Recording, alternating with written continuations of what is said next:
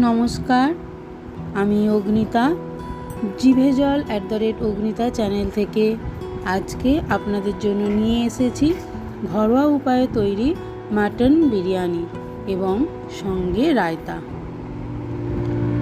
একদম ঘরোয়া উপকরণ নিয়ে এটা আমি বানিয়েছি।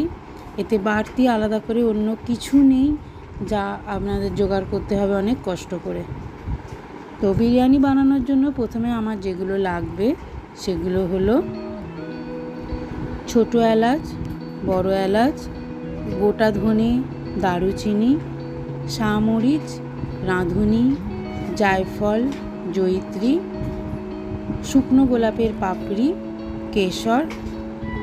এছাড়াও লাগবে পেঁয়াজ, আদা, রসুন, টমেটো, কাঁচা লঙ্কা। আমরা প্রথমে কুসুম কুসুম গরম 1 কাপ দুধে একটু পরিমাণ মতো কেশরটা আগে থেকে ভিজিয়ে দেব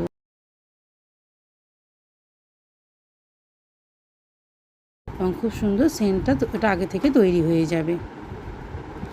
তারপর শুকনো কড়াইতে বিরিয়ানির সমস্ত যে গোটা মশলা সেগুলো হালকা করে ভেজে নিয়ে এবং আলাদা করে গুঁড়ো করে ওগুলো রেখে দিতে হবে। তারপর একদিকে কুকারের মধ্যে মাটনটা একটু নুন দিয়ে সামান্য একটু তেল দিয়ে সেদ্ধ করে নিন। 4টে সিটি পড়লে নামিয়ে রাখুন এবং মাটনটা ছেঁকে রাখুন, তার স্টকটা আলাদা করে রেখে দিন। পেঁয়াজ, আদা, রসুন, টমেটো, কাঁচা লঙ্কা এগুলো একসাথে বেটে রেখে দিন। আর ডুমো ডুমো করে আলু কেটে রেখে দিন, সেগুলো হালকা করে সেদ্ধ করে নিন নুন দিয়ে হলুদ দিয়ে, একদম লাল লাল করে ভেজে নিন। এরপর কিছুটা পেঁয়াজ আলাদা করে লাল লাল করে ভেজে রাখুন, অর্থাৎ বেরেস্তা বানিয়ে রেখে দিন। আর বাকি পেঁয়াজটা ভেজে তাতে তেজপাতা দিন, আগে থেকে তৈরি করে রাখা যে মশলা সেই মশলা বাটাটা দিয়ে ভালো করে মশলাটা কষুন। মশলা তেল ছাড়লে তাতে বিরিয়ানির ভাজা মশলাটা হাফ দিয়ে দিন আর আরও ভালো করে কষতে থাকুন। তার মধ্যে কিছুক্ষণ পরে মাটনটা দিয়ে দিন ও কষতে থাকুন। পরিমাণ মতো নুন, হলুদ, লঙ্কা গুঁড়ো এগুলো তার মধ্যে দিয়ে দিন এবং মশলাটা তেল ছাড়লে অল্প অল্প করে জল দিন ও কষতে থাকুন। মাটন কষা হয়ে গেলে এবার আলাদা একটা বড় অন্য পাত্র নিন। তার মধ্যে প্রথমে পাত্রটা গরম হয়ে গেলে সেখানে ঘি দিন। ঘি গরম হয়ে গেলে তাতে আরও 2টো তেজপাতা দিন।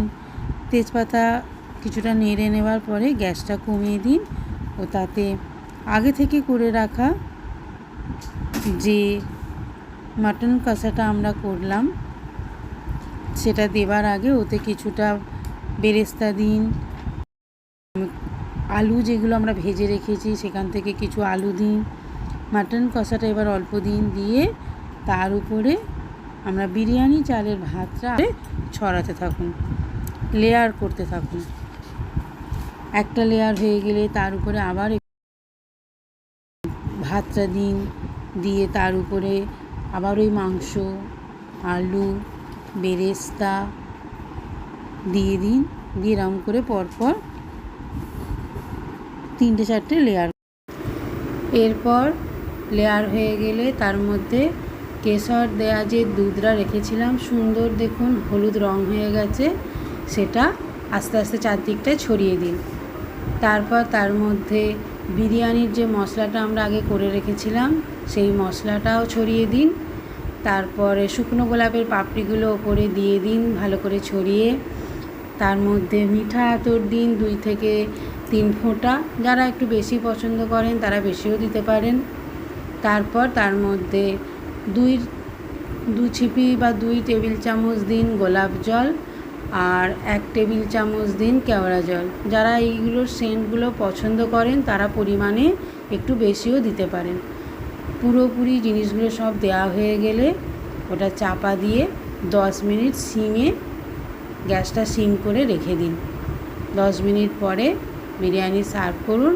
খুব সুন্দর টেস্টি বিরিয়ানি হবে।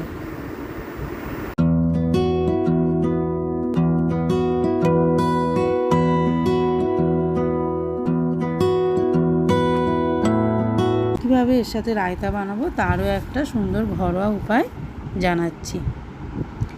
একটা আলাদা বড় পাত্রে 500 গ্রাম টক দই নিয়ে ভালো করে ফেটিয়ে নিন। তাতে পরিমাণ মতো বিট লবণ দিয়ে ভালো করে মিশিয়ে দিন। একটু ভাজা মশলাও তার মধ্যে দিন। তারপর তাতে পেঁয়াজ, শসা, কাঁচা লঙ্কা কুচি এগুলো ভালো করে মিশিয়ে নিয়ে তার মধ্যে দিয়ে দিন। ওপর থেকে আবার একটুখানি মশলা দিন ও মিশিয়ে নিন। আর তাতে একটুখানি বিট লবণও আর সামান্য পরিমাণ যদি লাগে দিন। একটু গোলমরিচ গুঁড়ো ছড়িয়ে দিন। দিয়ে ওটা বেশ কিছুক্ষণ এই 10 মিনিটের মতো চাপা দিয়ে রেখে দিন। আপনার রায়তাও রেডি। বিরিয়ানির সাথে রায়তা খুব সুন্দর জমে যাবে। কেউ যদি মনে করেন এর সঙ্গে আলাদা কোনো চিকেন চাপ বা অন্য কোনো রেসিপি করবেন তাও করতে পারেন, সেটাও খুব ভালো লাগবে। নমস্কার।